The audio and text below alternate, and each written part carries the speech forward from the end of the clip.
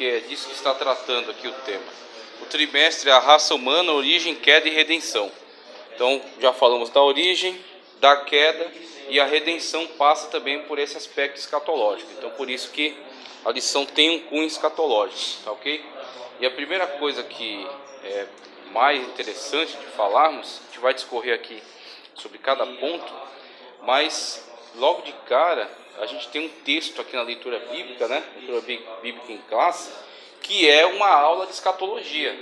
Então isso aqui é escatologia de verdade, do apóstolo Paulo, vinda direto de uma pessoa que foi inspirada pelo Espírito Santo de Deus para se posicionar diante desse tema tão complexo, esse tema tão polêmico, né? Então, independentemente das escatologias que adotem, com as ferramentas de linguagem, né, alegorizantes às vezes, se afastando um tanto do conceito bíblico, né, adotando certas teologias, a gente prefere ficar com a Bíblia. A gente prefere ficar com a afirmação bíblica e ler ela preferencialmente literal, ok? Somente quando a própria Bíblia indicar é que a gente usa o recurso da alegoria. A gente vê uma alegoria, uma metáfora, algo assim. Mas quando a própria Bíblia dá esse indicativo de que ela está usando essa linguagem, se a Bíblia não indicar claramente ali uma alegoria, uma metáfora, uma outra figura de linguagem, a gente lê preferencialmente pelo literal. Então, nossa escola de interpretação, conforme nossa visão ortodoxa, é histórico-gramatical. Então, a gente lê a Bíblia principalmente literal. Em escatologia, nós lemos também de uma forma literal. Apenas quando os próprios textos escatológicos indicam ali uma tipologia, uma metáfora ou uma alegoria, é que nós, de fato, concordamos com essa indicação bíblica, tá certo? Mas, a priori, a leitura é literal. Aí, veja, vamos analisar esse texto de Paulo aqui, ó, ponto a ponto. Veja só. Ora, irmãos, rogamo-vos pela vinda de nosso Senhor Jesus Cristo e pela nossa reunião com Ele. Então, ele já deu um ensejo aqui do que ele está tratando, né? Então, rogamo-vos pelo quê? Pela vinda de nosso Senhor Jesus Cristo. Ou seja, esse é o assunto. Estou tratando disso. Estou falando acerca disso, tá certo? E pela nossa reunião com Ele. Ou seja, o momento em que nós estaremos na conclusão de todo o nosso trabalho. Tudo aquilo que você tem feito aqui, tudo aquilo que você tem realizado, que você tem negado. Por que você tem feito isso? Por que você tem adotado essa vida de comunhão com Deus? Por que você tem lutado, batalhado por se manter fiel no caminho? Pela reunião a Cristo, para que você, naquele grande dia, seu nome seja chamado e você seja arrebatado aos céus, glorificado, transformado, e você possa estar junto com Ele. Então Paulo fala, esse é o tema, esse é o princípio, né? Esse aqui é o centro da questão. Então rogamo-vos por Jesus Cristo, pela vinda do Senhor e pela nossa reunião com Ele. Então, em torno disso aqui, toda a atenção, em torno disso aqui, toda a concentração, nós estejamos totalmente voltados para esse tema, né? Rogamo-vos pela vinda de nosso Senhor Jesus Cristo e pela nossa reunião com Ele, que não vos movais facilmente do vosso entendimento, nem vos perturbeis, quer por espírito, quer por palavra, quer por epístola, como se o dia de Cristo estivesse já perto.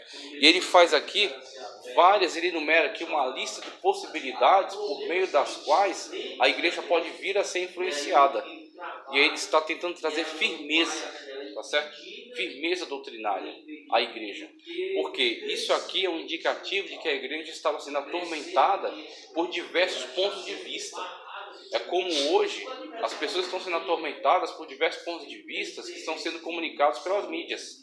Então a pessoa ouve uma rádio, tem lá pessoas conflitantes, né, com relação a doutrinas, a pessoa vê vídeos no YouTube, a pessoa vai lá, constrói uma doutrina que é diferente da Bíblia, mas ele argumenta de tal forma que parece que ela faz sentido, e ele fica naquela confusão. Aí Paulo fala, essa confusão não parte de Deus. Essa confusão não é edificante para a sua vida. Essa confusão de ideias, esse conflito, né? Esse cochear de pensamentos. Você tem que se firmar na verdade. Você tem que ficar esclarecido em relação a ela. E tem que seguir a sua vida espiritual firmado nela. Porque senão você vai ficar cocheando dois pensamentos, você vai vacilar. Você não vai conseguir se manter no caminho. Então fala, ó, que não vos movais facilmente no vosso entendimento. Ou seja, uma vez que você foi mostrado para você, eu não estou mostrando para você aqui nem João Calvino, nem Armínio, nem Stanley M. Orton, eu estou mostrando para você Bíblia. Então os autores, eles são úteis. Você faz leitura dos autores para que você possa ter uma colaboração no entendimento bíblico. Ele traz argumentações boas, só que eles não são fundamentos para a minha fé. Eles não são fundamentos para a tua fé. Você não pode ter tua fé firmada em cima de teólogos, em cima de pessoas que especulam em escatologia. Não, o irmãozinho que dá palestra, ele fez umas apostilas bem legais aí, que nem eu também fiz a minha aqui, ó. Você faz umas apostilas aí, ele vem, traz umas imagens e falou umas coisas, e ele tem acesso a informações. Meu irmão, tá bom, se ele estiver cooperando com a edificação na fé, nós estamos junto com ele. Mas se ele estiver trazendo confusão, em vez de ele trazer firmeza e deixar mais dúvidas do que respostas, rejeite, não aceite. Não se deixe levar, não se deixe impressionar. É isso que Paulo está falando. Você não pode ser crente, aquele crente neófito, sabe? Ovelhinha que vai com todo mundo. Você tem que ser uma pessoa crítica. Você tem que ser uma pessoa analítica, tá certo? Que tem um conceito da verdade a partir da fonte. E a fonte é a palavra de Deus. Então você fazer uma leitura da palavra de Deus literal, ok? Concordando com as verdades que estão ali, absorvendo elas no seu coração e firmar nelas, firmar os seus pés nelas. E mesmo que pessoas venham com argumentações, se elas estiverem diferentes da Sagrada Escritura, rejeite, por mais complexa, por mais bem articulada que seja a argumentação. Não interessa.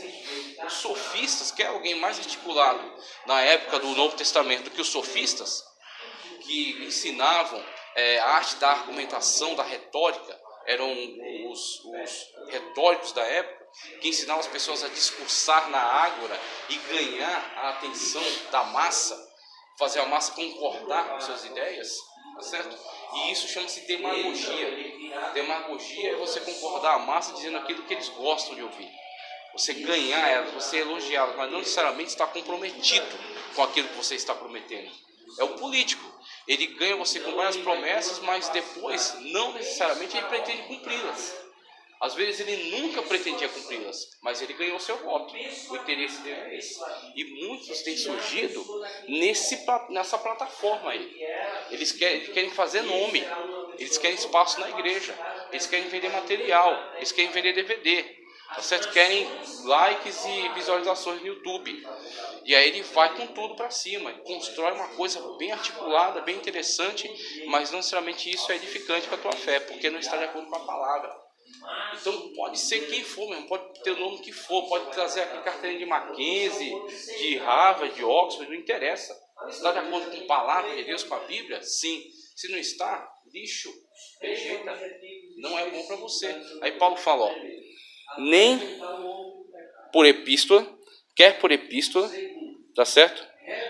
Nem vos perturbeis, quer por espírito, quer por palavra, quer por epístola, como de nós, como se o dia de Cristo estivesse já perto. Por meio nenhum, porque uns vêm com essa pegada de espiritualidade, né? Falando em mistério, fazendo certos trejeitos e trazendo certas revelações esquisitas aí, estranhas, e outros já vêm pela erudição, dizendo que é uma autoridade no assunto, tal. Sim, e aí? O que está trazendo para a sua vida? Qual é o resultado? A sua fé foi renovada? Você está firme em Cristo? Né? Você está renovado na sua ação de continuar pregando a vinda de Cristo? Ou será que você está com mais dúvidas do que certezas? Então tem que ver qual é o resultado, qual o fruto. Não basta só a árvore ser frondosa. O que ela está produzindo? Qual o fruto que vem dali? O poço de onde está tirando, né? Tem água, tudo bem, mas como é que a água é salobra? É doce? Tem que ver isso. O resultado, o produto que ele produziu. Aí Paulo fala, vocês não podem se mover no seu pensamento. Você tem que estar firme nele. Você não tem que deixar que pessoa nenhuma mova você dele. Você não seja arrastado por vento de doutrina, né? Como diz em outro lugar. Ninguém, de maneira alguma, vos engane. ninguém de maneira alguma vos engane, porque não será assim sem que antes venha a apostasia e se manifeste o homem do pecado, o filho da perdição, que é o que ele está nessa lição, é o foco, é o objetivo. O homem do pecado, o filho da perdição, a apostasia, apostatar da fé é você se desviar totalmente da fé. E aí, infelizmente e felizmente também, felizmente porque a vinda de Cristo está próxima, Cristo está às portas. E aí você olha para mim e fala, desde Pedro já dizem isso, né? Só que eu também rebato você com a próxima palavra de Pedro. O Senhor não está atrasado, como alguns dizem, mas Ele simplesmente retarda a sua vinda por amor de muitos, para que muitos mais tenham oportunidade de entrar pela porta da salvação. Mas a vinda dele é certa, e os sinais estão se multiplicando, estão se acumulando, e a apostasia está muito clara. O que é apostasia, pelo amor de Deus? Para a pessoa apostatar, primeiro ela tem que ter sido, em algum momento, fiel. Ela tem que ter sido crente, ela tem que ter sido serva de Deus. Porque aí, diante do quadro no qual ela era um servo de Deus, ela era fiel, e ela decai desse estado, tá certo? Ela se desvia desse estado. Esse ato no qual ela se desvia da verdade é uma apostasia. Quantas igrejas você tem visto hoje na mídia que apostataram do verdadeiro evangelho, que muitas vezes até começaram bem, mas depois de um certo momento se viram seduzidas pela possibilidade de encherem seus templos, tá certo, com um número, e fazer com que este número produza valores, né, erário, produza riqueza nos bolsos deles, e assim comercializaram o evangelho, venderam o evangelho, né? E aí vivem de campanhas, vivem de rosa ungida, vivem de benzuzá, vivem de essas macumbas evangélicas aí que estão cada dia surge uma nova, tá certo? Esses ritualíssimos aí, essa judaização da igreja, ok? Então saiu do foco do verdadeiro evangelho, se apostatou. Com essa apostasia nós vemos, é um indicativo de que o homem do pecado breve surgirá, breve ele se levantará. E veja como ele é qualificado, o homem do pecado. Todos nós somos pecadores, como diz Paulo em Romanos, todos pecaram e destituídos estão da glória de Deus. Todos pecaram, todos são pecadores. Só que além dessa característica que atinge a todos de serem pecadores, e alguns são redimidos da pessoa bendita de Cristo Jesus, né, pelo seu sangue, mesmo com essa característica geral, existe um que é dito por Paulo aqui, que ele não é simplesmente um dentre os pecadores, ele é o homem do pecado. Ou seja, ele vai manifestar toda a eficácia do pecado, toda a eficácia de Satanás.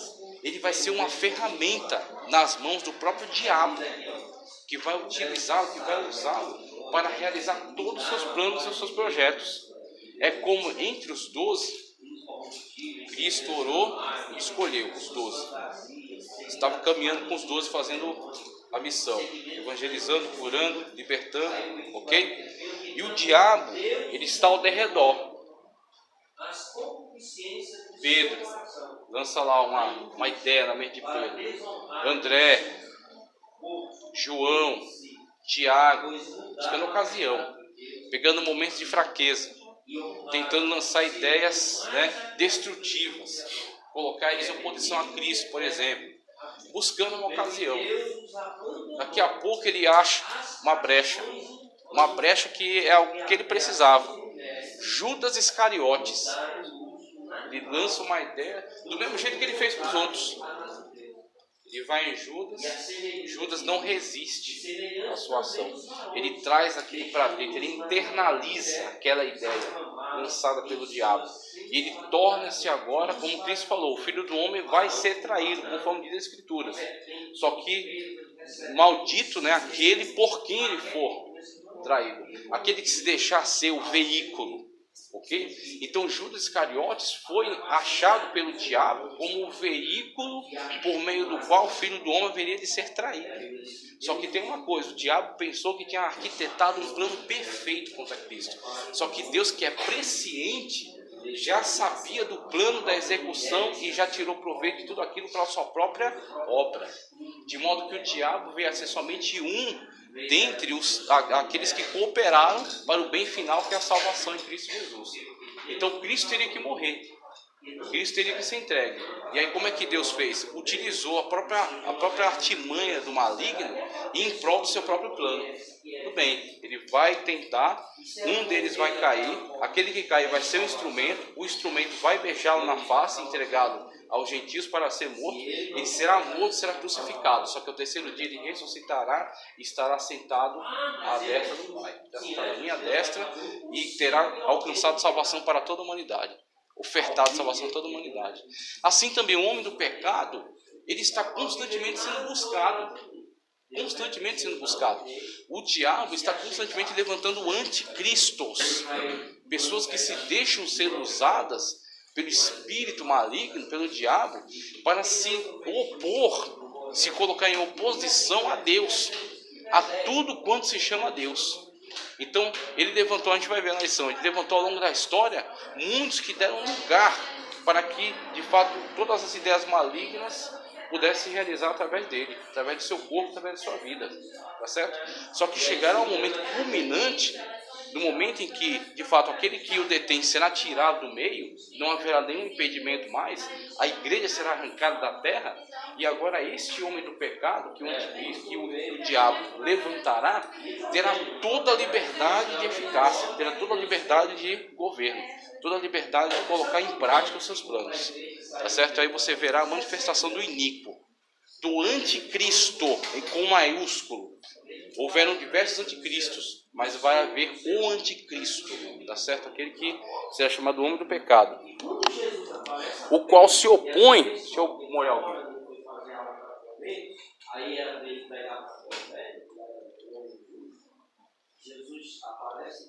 O qual se opõe e se levanta contra tudo que se chama Deus ou se adora, de sorte que se assentará como Deus no templo de Deus, querendo parecer Deus. Esse texto aqui, ó. Esse texto ele expressa. Opa, senhor, tudo bem? Vem, moço, pra cá. Venha. Sentar longe aí, misericórdia. Se quiser pode sentar. Levanta contra tudo que se chama Deus ou se adora, de sorte que se assentará como Deus no templo de Deus, querendo parecer Deus. Antropocentrismo. O homem é a medida de todas as coisas, das que são para as que são e das que não são para as que não são. O homem no centro. Então, essa política, essa ideia, uma coisa você tem que entender. Quando o diabo ele arquiteta algo que ele vai realizar, ele não faz isso de supetão, ele não faz isso de qualquer maneira. Ele não faz isso assim, no improviso. Muitas vezes é os servos de Deus que querem fazer coisas no improviso. O diabo não, ele faz tudo pensado. Ele vai articulando aqui, preparando tal, pegando pessoas favoráveis, incentivando, colocando ideias nos corações delas, plantando raízes malignas aqui e ali. Aí quando ele surge, ele já tem toda uma base, toda preparada. Assim acontece com isso aqui, ó. Essa ideia que o homem no lugar de Deus, o homem colocado como Deus, ela está sendo plantada no coração humano, ó, faz tempo. Na sociedade de hoje, ela muitas das vezes, em muitas situações, ela se pauta por essa verdade, às vezes até inconscientemente, porque o homem ele não quer mais se sujeitar ao mandamento, o homem não quer se sujeitar mais à lei de Deus, o homem não quer se submeter. E se você quiser saber, tem igrejas que já estão mudando a sua pregação para atender essa demanda. Quando você vê uma igreja que não aborda frontalmente o pecado, que não confronta as pessoas, que não alerta ela, que não tem a coragem de, como João Batista, dizer: raça de víboras, arrependei-vos e convertei-vos para fugir do fogo eterno. Quando você vê uma igreja que perdeu essa dinâmica, tenha certeza, você está numa igreja que está se vendendo a esse conceito antropocêntrico. É a igreja do coach. Não estou falando contra coach. Existe um lugar certo do coach. Um ambiente empresarial, um ambiente financeiro, um aconselhador financeiro. Igreja não é coach, ok? Pastor não é coach, pastor não é aconselhador. Pastor não é animador de auditório nem palestrante. Pastor é aquela pessoa que tem que orientar a ovelha pelo caminho de Cristo, a única porta que é Cristo. E para isso, muitas das vezes, ele terá que confrontá-las. Para isso, muitas vezes, ele terá que até, vamos dizer assim, ofendê-las. Porque a pessoa está numa vida de pecado. E se ele não for confrontado, ele pode continuar nessa vida seguindo até o inferno.